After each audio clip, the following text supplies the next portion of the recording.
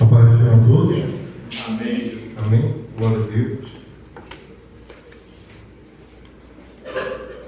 O livro ao qual a gente vai fazer a mensagem hoje fica no livro de Atos, capítulo 8. Amém? Atos capítulo 8.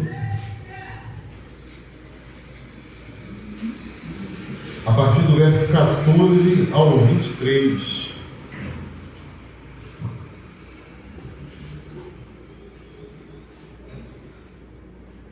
Confesso que eu deveria seguir um cronograma em relação à noite de hoje, como dia do pastor. Eu deveria trazer uma mensagem mais pastoral, mas eu desde segunda-feira eu já estava com este versículo na cabeça, martelando sobre como deveria trazer a mensagem, amém? Vamos lá, diz assim o texto. Os apóstolos, pois, que estavam em Jerusalém, ouvindo que Samaria recebera a palavra de Deus, enviaram para lá Pedro e João, os quais, tendo descido, oraram por eles, para que recebessem o Espírito Santo, porque sobre nenhum deles tinha ainda descido, mas somente eram batizados em nome do Senhor Jesus. Então lhes impuseram as mãos e receberam o Espírito Santo. E Simão, vendo que pela imposição de mãos dos apóstolos era dado o Espírito, lhes ofereceu dinheiro, dizendo: dai-me também a mim este poder, para que aquele que sobre quem eu puser as mãos receba o Espírito Santo.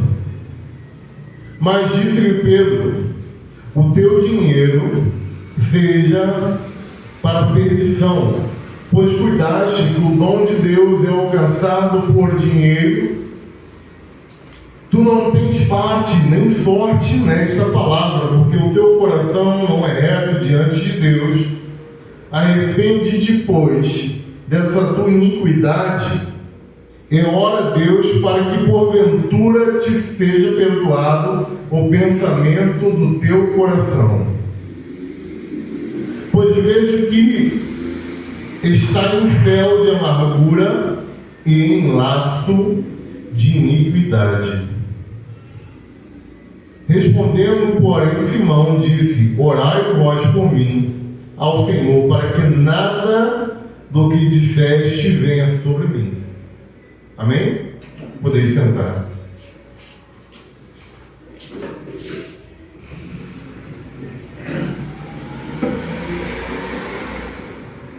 O texto a qual nós vamos fazer menção hoje, ele tem a respeito sobre uma unção e uma capacidade que é dada por Deus para que uma ação fosse realizada e houvesse um efeito espiritual através da imposição de mãos dos apóstolos.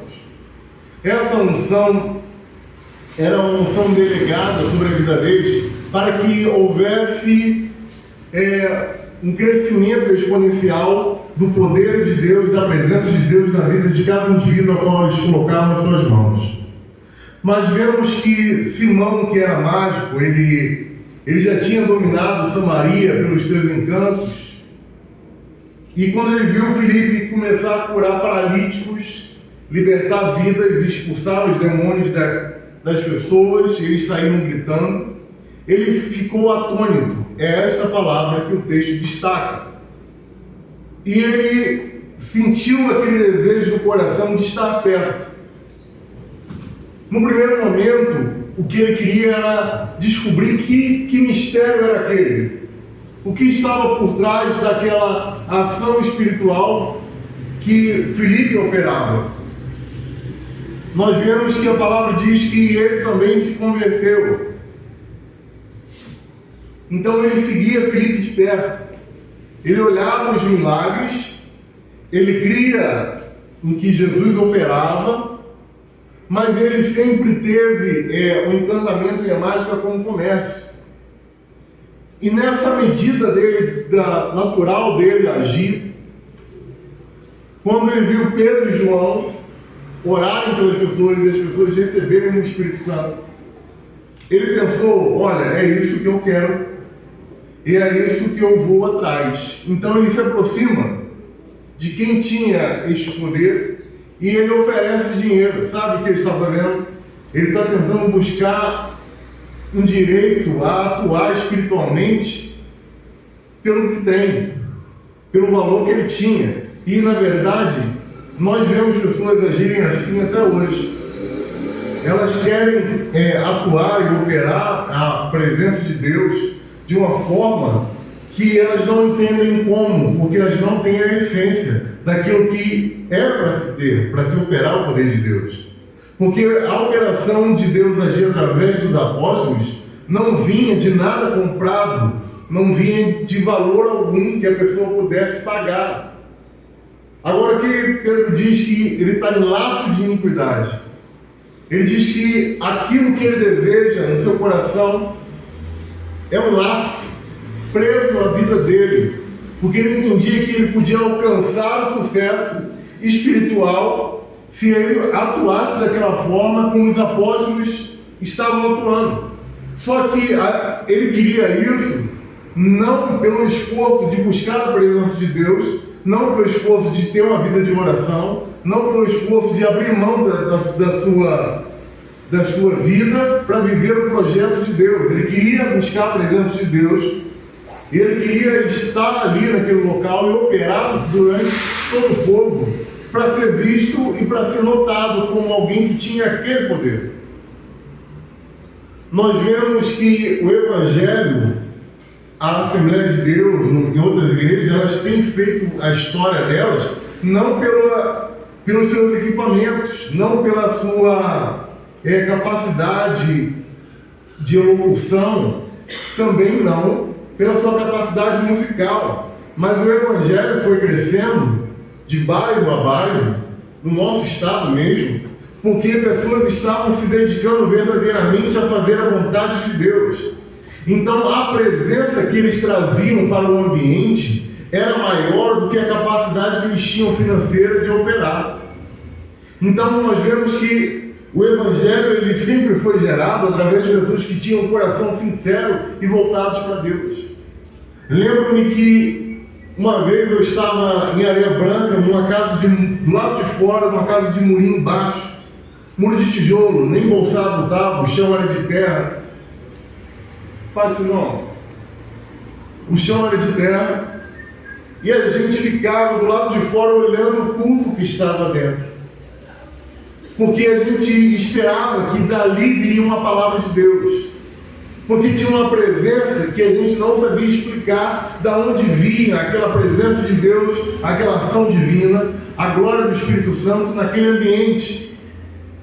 A gente às vezes tem alguma pessoa ou outra que a gente se aproxima dela não para ver nada, nenhum espetáculo, mas simplesmente para ouvir ela falar um pouquinho de Deus, porque naquele momento a gente começa a sentir a presença de Deus e a gente reconhece. A maior dificuldade hoje no mundo tão moderno é que as pessoas não conseguem mais reconhecer a presença de Deus, e elas só reconhecem o status que a presença de Deus dá. Então a visão dele não era ele ter encontrado a presença de Deus. O que estava no coração dele era: eu quero o status que a presença de Deus dá a esses homens na minha vida. Então nós vemos que tem pessoas que têm se levantado para assumir papéis que elas nunca tiveram condições para assumir. Nós vemos que se levantaram falsos mestres, falsos profetas, adivinhos. Hoje é comum se ouvir pessoas que têm a capacidade de adivinhar sobre a vida de alguém, mas isso nunca quis dizer que ela tem o Espírito Santo de Deus. Ela consegue adivinhar o que aconteceu, mas só Deus revela o que virá a ser feito. Nós vemos que as pessoas estão buscando o estrelismo na tentativa de buscar aquilo que se perdeu, porque elas perderam a capacidade de sentir a presença de Deus. Nós vemos pessoas que outrora foram ungidos, foram cheios da presença de Deus, foram cheios da glória de Deus, hoje estão ressequidos, secos, vazios. estão perdidos, às vezes dentro da casa de Deus, procurando onde está aquela presença que movia o seu coração, que lhe fazia chorar, que lhe motivava a caminhar na obra, que lhe motivava a evangelizar. Aonde está essa alegria que eu não sinto mais? Será que Deus se afastou de mim? Nós vemos pessoas nesta situação. Então as pessoas têm buscado qualquer tipo de novidade, porque elas perderam o referencial do que era a presença de Deus na vida dela. Por perder a presença permanente de Deus em sua vida, qualquer novidade ela busca. Então ela busca de qualquer forma sentir a presença, mesmo que seja só a parte emocional do louvor que ele ministrava. Hoje nós estamos vendo algo que é comum em cenários políticos. Eles tocam a musiquinha mais devagar no começo e depois intensificam de acordo com o que eles querem colocar como palavra. Isso é uma técnica simplesmente hipnótica. Aí nós vemos hoje na igreja, o camarada começa a pregar, aí a música vai ficando serena. Quando ele levanta a voz, aumenta o instrumento, aumenta a bateria, aumenta a guitarra, aumenta isso. Isso é muito simples, isso aí não é porque eles viram. Isso é porque é um estudo humano, que aquilo motiva o sentimento da pessoa.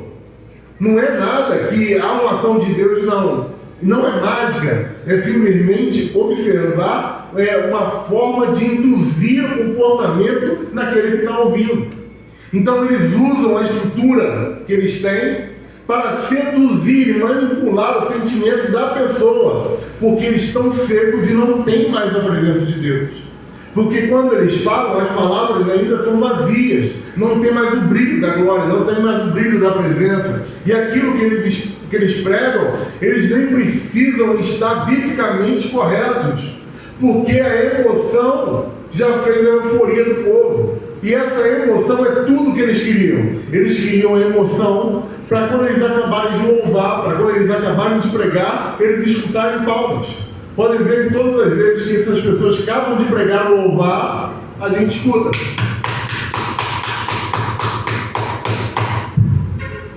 Porque a glória foi não para Deus, mas para a pessoa. Algumas pessoas chegam a largar o microfone naquela situação de desdém. Levantei no nível do culto, segura aí. O pregador vai pregar à noite, ele pega 10 minutos ali, ele levanta a palavra, levanta a voz, os músicos acompanham, levanta o nível do culto e depois olha para o pregador. Agora prega, já preparei um ambiente para você. Artistas do culto, não porque tem a presença, mas porque aprenderam técnicas que são completamente indutivas, que fazem as pessoas a perceberem algo que não existe ali. Porque quando elas vão para casa, a vida continua da mesma forma. As vidas não são transformadas, as pessoas não são curadas. Pessoas entram num culto endemoniadas e saem talvez mais endemoniadas ainda. Por quê? Porque não tem mais aquela presença da pessoa que está ministrando, tendo o Espírito Santo de Deus para reconhecer que aquela ação não é espiritual, não carrega a presença de Deus, carrega mais sobre a humanidade, sobre a pessoa ser vista. Ela passa a querer assumir o centro do culto, como se o culto fosse para ela e não para Deus. Nós vemos hoje mais firulas na voz dos nossos cantores evangélicos, melismas, técnicas e mais técnicas e mais técnicas. O louvor foi bonito, a voz foi perfeita, ótimo, glória a Deus, mas a presença é difícil carregar. Posso dizer aqui, sem dúvida nenhuma, que técnica o Eli Soares em suas músicas tem muita, mas ele não carrega a mesma unção que a Gabriela Rocha carrega quando louva. Mesmo ele sendo muito tecnicamente melhor do que ela, na sua instrumentalidade das suas músicas. Isso porque talvez ele não tenha o mesmo brilho da glória de Deus que ela carrega. E nós vemos pessoas que às vezes nem músicas têm, mas quando elas louvam, elas conseguem mover os corações das pessoas e gerar conversão. gerar uma alegria da pessoa de estar naquele ambiente, de trazer a memória do tempo que a pessoa teve em oração como resposta de Deus. Nós estamos vendo aqui ultimamente aquela menina que canta só ela e violão, cantando o mesmo hino que todo mundo canta, mas por que quando ela canta, a gente sente algo e aquilo toca o nosso coração? Não é a técnica, é a presença que ali carrega. Reconhecer a presença num ambiente de culto, até quem está vivendo afastado da presença de Deus, até quem é cativado pelo espírito maligno, atormentado por ele, sente a presença de Deus e a reconhece. Pastor, de onde você está tirando isso? Estou tirando isso de 1 Samuel 19, 23 a 34. Saul, ele queria matar Davi. Nós vemos que anteriormente no mesmo livro, o livro de Samuel, fala que quando o Espírito de Deus saiu dele, logo o espírito maligno da parte do Senhor o atormentava. Então alguém que era atormentado por um espírito maligno, quando ele chegou num ambiente onde os sacerdotes estavam adorando, ele, Saul, tira suas roupas e começa a profetizar perante Samuel. Alguém que estava com a vontade de destruir, de atrapalhar a obra de Deus, porque Davi foi escolhido por Deus, ele estava contrário à vontade de Deus, ele era atormentado por espíritos malignos, ele foi rejeitado por Deus, mas quando ele chegou num ambiente onde o nome de Deus era glorificado, ele se rendeu. E ele se rendeu simplesmente à presença de Deus no local. Mas quando ele saiu daquele local, ele não mudou aquilo que ele queria fazer. O seu intento não mudou, ele não foi transformado. Não era porque faltou a presença de Deus quando ele estava ali com Samuel. Não foi porque ele não sentiu a presença. Não foi porque ele não foi usado por Deus. Mas a vida dele não condizia com a presença de Deus que ele reconhecia. Então eu posso dizer para você que você pode reconhecer a presença de Deus, mas se você só reconhecer ela e não mudar a tua vida, a presença de Deus nunca vai ser permanente onde você estiver, e você vai depender da presença ser gerada através da vida de alguém para que você sinta, porque você vai conseguir reconhecer a presença, porque um dia ela fez parte da tua vida, mas agora ela não faz mais, porque você está buscando viver longe de Deus. Nós vemos que a unção, ela faz a questão de não ser algo que só o Senhor tenha feito, mas nós vemos pessoas que têm essa capacidade, mas por espíritos que não condizem com o querer e a vontade de Deus. Moisés, ele foi ao Egito com a finalidade de libertar o povo com sinais poderosos em Deus. Então, naquele momento que ele entra ali, quando ele começa a atuar e ele transforma um cajado em serpente, Janes e Jambres fazem o mesmo ritual, só que não movidos por Deus, não pela unção divina, não pela presença de Deus, mas ele operava sinais. Nós vemos o Apocalipse dizer que seres, pessoas, a besta, falso profeta, eles farão sinais estes que serão vistos por todos, para testificar do poder deles, da capacidade que eles tinham, mas eles estariam atuando pela operação de Satanás. Então nem toda a operação milagrosa, fantástica, realizada, às vezes até dentro da igreja, é uma ação totalmente divina, inspirada pelo Espírito Santo. Então, qual é o nosso maior desejo para aquele que tem um entendimento da presença de Deus? É reconhecer o Espírito que está atuando. E reconhecer o Espírito que está atuando, você tem que ter, no mínimo, conhecimento bíblico para reconhecer se aquela ação é bíblica ou não. E depois você tem que entender se a finalidade daquela ação ela está cooperando para a glória do nome do Senhor ou não. Porque é muito fácil você revelar um CPF de alguém, você falar sobre os parentes que você fez uma pesquisa no Google, no Facebook, como a gente viu várias fraudes. Por que há isso? Por que há essa necessidade de buscar ter uma unção e uma aparência daquilo que eles não têm? Porque sempre o homem comum vai ver a presença de Deus na vida do verdadeiro crente como uma ameaça. E aquilo que o Senhor escolhe, e eu creio que o Senhor nos escolheu, aquilo que Ele tem preparado para as nossas vidas, vai causar estranheza nas pessoas que nos veem. Que fé é esta que esse povo tem? Que presença de Deus é essa que esse povo carrega? Que paz é essa que esse povo tem? Que alegria é essa em momentos de dificuldade que essas pessoas ainda mantêm? E isso causa sempre uma estranheza do mundo. Em João capítulo 2, versículo 27, diz que a unção que recebestes permanece em vós. Então, se algum dia você foi ungido pela presença de Deus, se o Espírito Santo de Deus lhe usou em algum dom, em alguma espécie de carisma, isso é permanente na sua vida. O que Paulo fala a Timóteo é: desperte o dom que há em ti, feito pela unção do presbitério sobre a tua vida.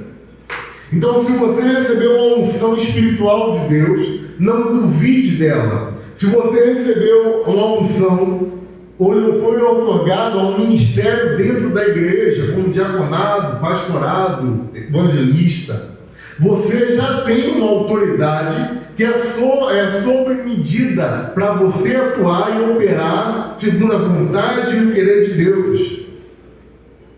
O dom que foi liberado sobre a tua vida e a presença que o Senhor liberou é para uma ação, para que o nome de Deus seja glorificado e seja adorado e seja louvado. Devemos reconhecer a presença que Deus liberou sobre nossas vidas e a capacidade que Ele nos otorgou.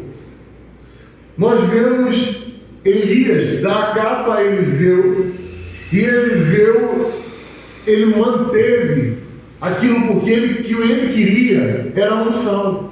Então, para ele alcançar a unção poderosa de Deus, a primeira coisa que ele fez foi seguir quem já tinha a presença de Deus na sua vida.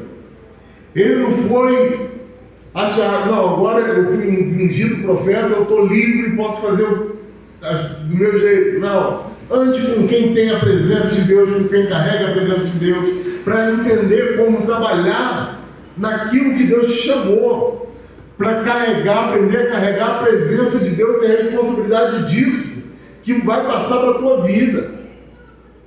Nós vemos que a unção de Deus, ela capacita a algo que é além da capacidade humana. Então, quando o Senhor te unge ou te delega algum ministério, Ele está te dando capacidade total para realizar o projeto e o plano que Ele colocou em suas mãos. Nós vemos que quando Jesus trata disso, na questão dos talentos, Ele deu um talento a um, 3 a outro, 5 a outro. Aquele que guardou o dom e que não fez nada, aquilo que ele recebeu de Deus e ele não usou, Deus retira da mão dele e dá a outro. Então nós vemos que a administração da capacidade do que Deus nos deu depende mais de nós do que de Deus, porque o Deus nos deu para nos acrescentar conforme a medida do nosso crescimento e do amadurecimento que nós temos na obra dele, no ministério a qual ele nos chamou. Se nós carregarmos a presença dele, nós vamos operar milagres. Ele bem disse que nós faríamos obras maiores do que a que ele fez.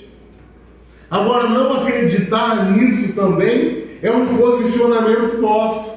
Não acreditar quando Deus nos chama é um posicionamento nosso.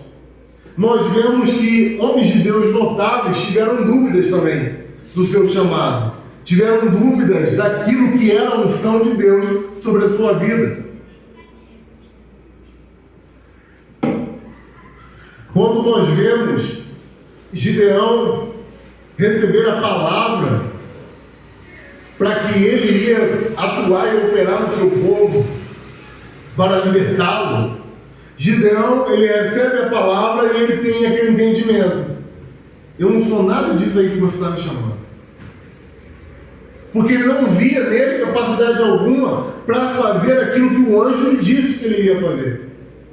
Aí ele vai e começa a pedir prova. Senhor, eu quero que o Senhor testifique na minha vida que esta palavra é para mim. Porque eu não consigo acreditar. Aí ele faz o teste do novilho, que o novilho ficaria molhado dentro e seco do lado de fora. E ele diz no outro dia: então o novilho ficará seco e o orvalho molhará a terra em volta dele. Algumas pessoas dizem que primeiro Deus tem que confirmar nessa ação a presença de Deus na sua vida, para que depois as pessoas de fora reconheçam esta unção. Quando nós vemos ele agir dessa forma, ele pedir a testificação, não é porque ele não creu de imediato, ele não conseguia enxergar aquilo, mas ele agarrou a promessa. Então ele começou a dizer: me mostra que você está comigo. Começa a me dar prova. Tanto que quando o anjo dá o segundo dia da prova, ele se levanta, ele queima a estátua de Baal do seu pai, e ele já começa a mudar tudo. E ele começa a se posicionar, porque Deus confirmou o ministério que o delegou. Deus testificou. Ele não acreditou já agindo de imediato. Ele falou: não, prova para mim que o Senhor me chamou. Prova para mim que o Senhor está comigo. A partir deste momento, ele age sem dúvidas. Nós vemos Eliseu também fazer o mesmo teste. Ele toca no rio para ver se a presença e a glória de Deus estavam na vida dele, como foi com Elias. Nós devemos também fazer os mesmos tipos de testes, para ver se o chamado, se o ministério de Deus, na qual nos chamou, é realmente presente em nossas vidas. Hoje nós vemos algo que o pastor Ismael tem combatido muito: a questão de mulher de pastora não mulher de pastor não é pastora de imediato. Isso é simplesmente porque se entende que a delegação, o ministério, é uma unção divina e espiritual. Então não há a questão dessa hierarquia de ministerial. Filipe, ele não foi apóstolo, ele foi diácono, mas ele era diácono cheio da presença, cheio da glória de Deus, movido por Deus. Quando ele orava, os postos se levantavam. Quando ele orava pelos endemoniados, eles eram libertos. A unção que foi liberada sobre a vida dele não perde valor pela classificação que nós utilizamos na igreja. Quando nós vemos essa questão de casais subirem juntos hoje, um com vocação e outro sem vocação, isso causa mais efeito perigoso à igreja do que se houvesse realizado de acordo com como era a vontade de Deus. Débora foi ungida juíza do seu povo e o seu marido não. Por quê? Porque ela tinha a capacidade para operar naquele ministério a qual o marido não tinha. Então ela foi chamada para operar. Nós vemos a ação também de Esther, uma mulher que foi usada para um exercício tão poderoso e salvador ao seu povo, e foi usada por Deus no lugar onde ela estava, da maneira como ela poderia ser usada para benefício de toda a igreja. Então, quando a unção de Deus é liberada com uma ação específica a ser realizada na vida de cada indivíduo. Paulo combate isso nas cartas quando ele diz: nem todos são olhos, nem todos são orelhas, nem todos são narizes, nem todos são mãos. Não é que ao outro membro não faça parte, ou não tenha o chamado, ou não tenha a presença de Deus, ou não a carregue. A questão é que a unção é específica para determinadas situações. E respeitar a unção de Deus sobre a vida e a presença de Deus que a pessoa carrega é muito mais do que exercer a mesma posição ministerial. Nós vemos que através de uma palavra, Pedro salva 3.000 pessoas. Nós não vemos esta ação nos outros apóstolos. Pedro era mais do que os outros? Não. Pedro, naquele dia, foi o canal para a operação do milagre, para a operação da glória de Deus e da sua presença. Vai ter dias que Deus vai mover pessoas que nem ministério foram delegados, com a presença de Deus tão poderosa que será reconhecida por todos. Acho que a coisa mais linda que há no Evangelho é quando nós estamos totalmente longe da igreja e alguém olha para a gente e diz: você é cristão. Às vezes a pessoa que nem crente te chama pelo ofício que você nunca disse a ela. A pessoa reconhece algo, parece que o Espírito de Deus de alguma forma sopra para que a pessoa saiba quem é o referencial. Nós precisamos ver a presença de Deus em nossas vidas primeiramente. O que ele tentou fazer, Simão mágico, foi assumir uma posição que ele não foi chamado. Foi tentar comprar isso, como se ele pudesse efetuar a aquisição de qualquer coisa. E a presença de Deus não é qualquer coisa para ser adquirida por valor algum. A presença de Deus não é adquirida pelo mérito, apenas no indivíduo. O que acontece quando Saul ele perde o seu reinado? A família dele, que seria Jonatas, o futuro rei, não assume o lugar que era para si. Nós vemos que há momentos que Deus arranca um chamado ministério de algumas pessoas para dar-las a outro. Nós vemos ele fazer a mesma coisa com Eli. Ele arranca de Eli o ministério sacerdotal, arranca dos filhos de Eli. O neto de Eli, chamado Aías, assume o ministério durante o período de Salomão. Mas chegou um tempo que Deus restaurou o ministério à casa de Zadok, como havia falado. Então, o ministério da presença de Deus não é passado de pai para filho. E hoje nós vemos pessoas que querem delegar o ministério aos filhos, porque eles entendem que a igreja é o comércio deles, é a fonte de renda da família. Então eles passam para o filho. Nós vimos Samuel Mariano pego em adultério. Ele pega o ministério, passa para a esposa dele, a mulher traída, para que não se perdesse o ministério. Ele faz isso claramente para manter o ministério, mesmo ele tendo falhado. Nós vemos pessoas fazerem isso em várias denominações, que tem a igreja como propriedade familiar, e nunca foi. O ministério da presença de Deus não tem a ver com isso, mas a geração dos justos, Deus a permanece. Enquanto a geração de Davi fazia a vontade de Deus, Deus mantinha eles crescendo, prosperando, vivenciando. Deus, quando faz a promessa a Abraão, faz a promessa a Abraão e seus filhos, sua descendência. Mas o projeto do ministério não funciona assim.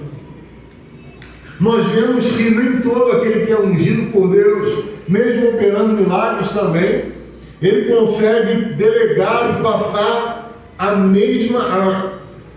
mesmo chamado a alguém que estava lhe servindo. Caso de Eliseu. Eliseu finalizou o ministério do seu discípulo, o amaldiçoando a lepra, a ele e a descendência da sua família. Nós vemos que ele tinha a autoridade de Deus, ele operava pela obra de Deus, mas ele não conseguiu transmitir o chamado, porque nos momentos na qual ele perdia a paciência, ele falava o que ele não deveria falar, e ele acaba amaldiçoando o seu discípulo ele acaba amaldiçoando as crianças que foram devoradas pelo urso, porque ele, mesmo carregando a presença de Deus, ele permitia que da sua boca saíssem expressões que eram maldições sobre a vida de outras pessoas. E a maior dificuldade de quem tem a unção de Deus na sua vida é fechar os lábios para situações que vai induzir a queda ou a maldição de alguém. Porque a pessoa às vezes está carregada da presença de Deus, está cheia da presença de Deus, ela é um homem ou mulher de Deus de verdade, mas na hora que ela está no momento de ira, ela acaba amaldiçoando coisas que ela não deveria falar. E aquilo ali tem um peso espiritual, não porque não foi a palavra dela, mas porque há uma unção que está sobre a vida dela. E essa unção, ela é perigosa. Nós vemos que Ananias e Safira, quando entra na presença de Pedro, e o texto diz, Pedro cheio do Espírito Santo de Deus, a mentira naquele dia não era permitida no ambiente onde ele estava. Por quê? Porque ele carregava a presença de Deus de uma forma poderosa naquele momento e naquele dia. Nós vemos Moisés com o seu rosto resplandecente, porque havia o brilho da glória de Deus naquele momento, porque ele estava tão perto de Deus que quando ele se afasta ainda carregava o brilho da glória de Deus na sua vida, e as pessoas viam esse brilho, elas reconheciam a glória de Deus que estava na vida dele. Nós vemos que ele, quando ele diz aquela palavra, se Deus está comigo, vocês não morreram de morte natural, a terra se abre, a família que estava ali, Coré, a sua família toda, a sua casa, seus filhos, todos morrem. Por quê? Porque ele carregava a presença de Deus e a autoridade de Deus naquele ministério, naquele povo. E carregar a presença de Deus é saber que você tem a capacidade de uma ação que é sobre-humana em áreas específicas. Porque a unção de Deus, quando ela é delegada, quando ela é ministrada sobre a vida de alguém, verdadeiramente, cada palavra daquela pessoa tem o poder de agir espiritualmente, tem o poder de transmitir cura. Claro que tem. Pela oração, pelo nome de Jesus, tem autoridade sobre espíritos malignos. Nós vemos que quando aqueles jovens no livro de Atos foram filhos de sacerdotes, pessoas que sabiam o ofício, não, eu não sei como libertar uma vida cativa do diabo. E eles foram vestidos como sacerdote, sabendo como era agir como sacerdote.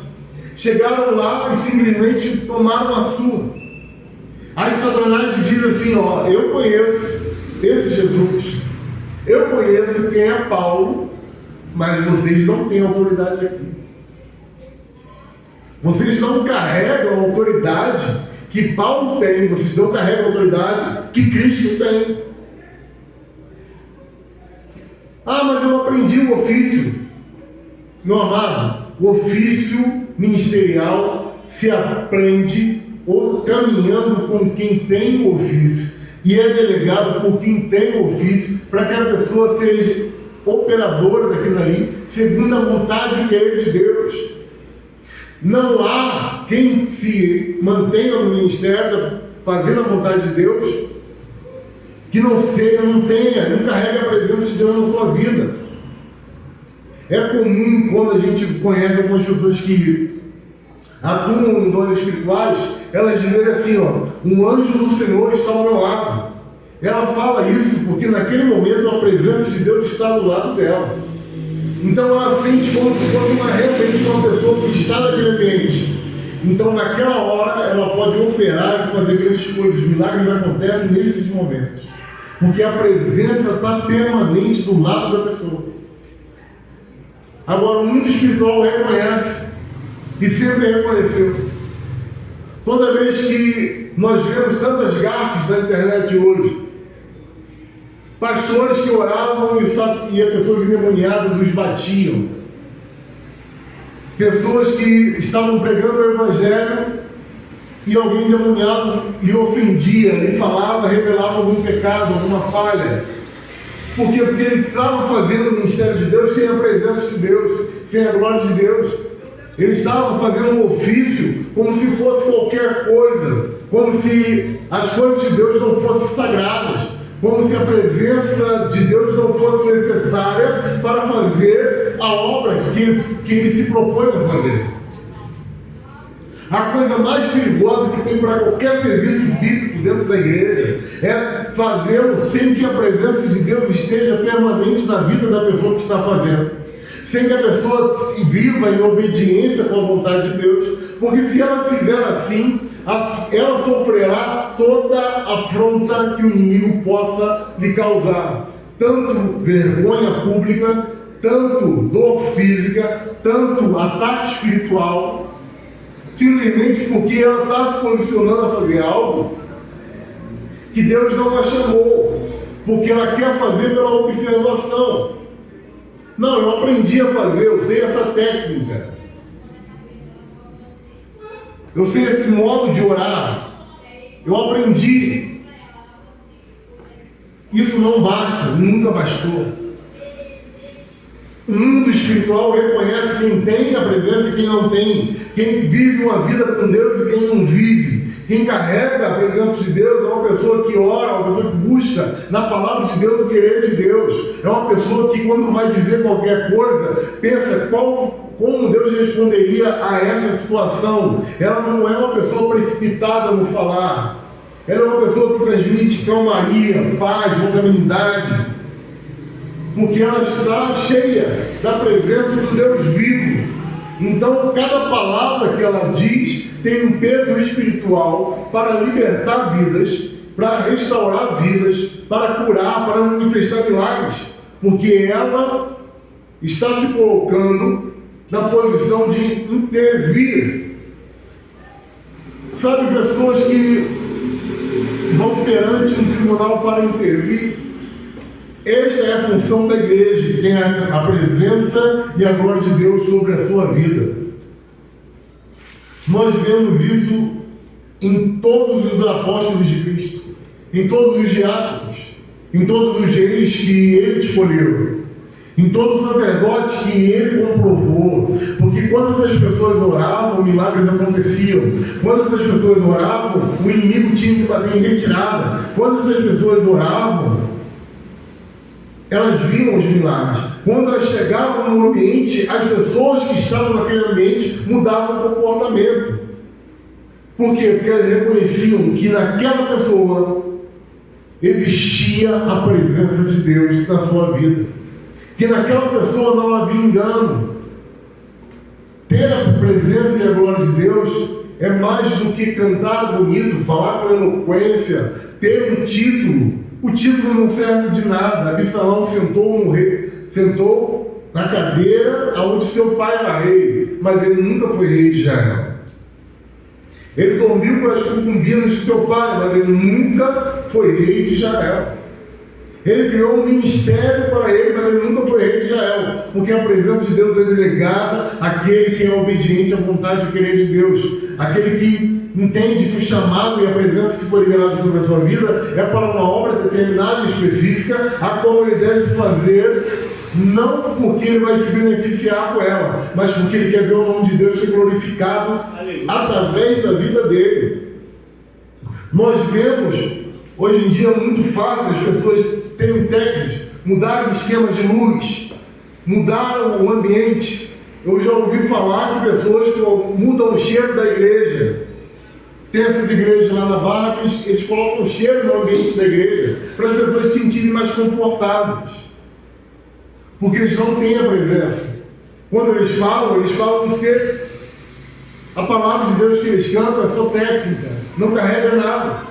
As pessoas saem dali e vão para os bares beber, porque elas não ouviram palavras que confrontam, elas não ouviram palavras que inspiram, elas não ouviram palavras que testificam na sua alma de que aquela palavra é uma palavra divina e ela deve ser respeitada e obedecida, porque só foi técnica, só foi o som, só foi a luz, foi a fumaça, foi tantas coisas, foi o cheiro que colocaram no ambiente da igreja. Eu já vi num podcast um homem falar assim, na igreja fulano de tal, eles fazem a porta da igreja bem pequenininha, para que as pessoas fiquem na fila. Para que as pessoas na fila recebam bom dia, paz do Senhor, seja bem-vindo, e aquele primeiro acolhimento, para que elas se sintam bem. Para que elas voltem depois. Porque o que vai acontecer ali realmente não vai mudar a vida delas, a não ser que Deus tenha um milagre específico para operar. Porque tudo ali é técnica. Nós vemos pessoas que hoje são cristãs e elas buscam técnicas de hipnose para poder dimensificar o espiritual, coisa que nunca foi. Nós vemos em campanhas de oração as pessoas falarem: coloquem as mãos para frente, cruze os dedos. Aí a gente começa a orar. Quem não conseguir soltar a mão está com alguma área aprisionada pelo maligno na sua vida. Pronto, a pessoa não solta a mão rápido. Alguma área da vida dela é o diabo. Técnicas que são técnicas naturais, humanas, mas nunca foram inspiradas por Deus. Estão fantasiando o Evangelho porque não carregam a presença. Estão adquirindo o Evangelho por técnicas naturais que levam a pessoa a se emocionar. Isso é uma arma contra o Evangelho verdadeiro de Deus, contra buscar a presença de Deus, contra escutar a palavra que rasga o coração, que divide a alma, que faz separação entre a alma e o espírito.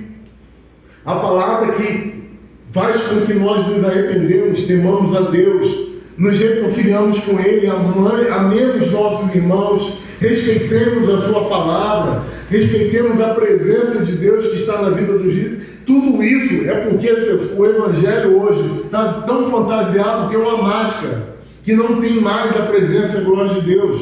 Entenda o que eu estou lhe dizendo hoje, é que não basta aprender técnica nenhuma, se você não conseguir sentir a presença de Deus naquilo que você faz. Se você não, quando você for orar, você estiver falando consigo mesmo e se perca nos seus pensamentos e não consiga ter um diálogo com Deus. Você tem que orar, você tem que buscar, você tem que louvar, mas esse movimento seu tem que ser em relação a Ele, e você tem que esperar dele, sentir a presença dele na sua vida. Você tem que ter o seu chamado confirmado através da ação dele operando, testificando que ele te escolheu, que ele te chamou, que ele te capacitou, que ele ministrou o seu coração, que você não está vivendo uma vida por si mesmo, que você não está fazendo a mornidão da sua vida. Você não pode ser morno, você tem que ser frio, você tem que ser quente, mas você tem que operar diante da presença de Deus, da forma como Deus te chamou. Testifica o chamado que tem em você.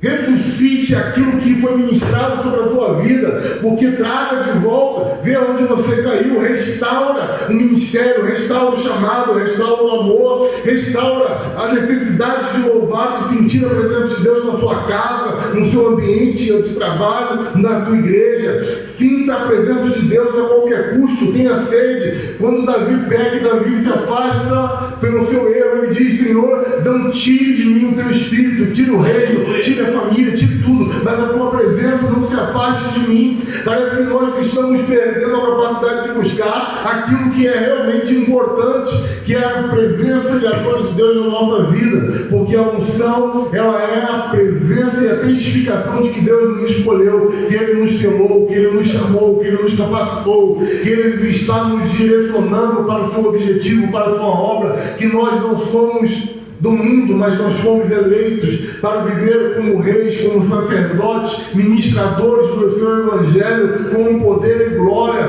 que não foi, nunca vai ser só pela convicção da letra, pela razão, pela lógica, mas vai ser pela presença que carregamos da glória de Deus. Paulo diz isso: não fui a vocês com palavras de vã filosofia, mas fui a vocês com o poder de Deus, pelo poder de Deus operando naquilo que o Senhor me chamou, naquilo que Ele me capacitou, agindo e demonstrando quem era Deus na minha vida, porque eu não deixei a presença dele sair de perto de mim. Não adianta nem a profundidade, nem a altura, nem por outro lugar, a presença de Deus, Deus me verá, e eu reconheço a presença dele na minha vida.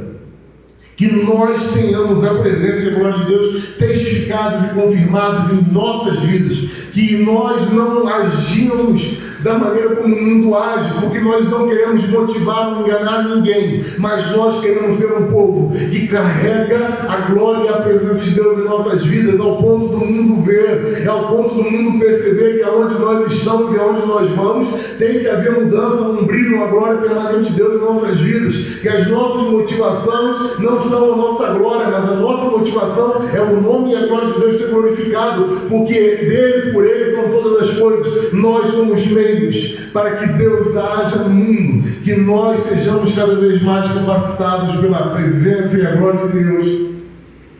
Amém. Pastor Ismael.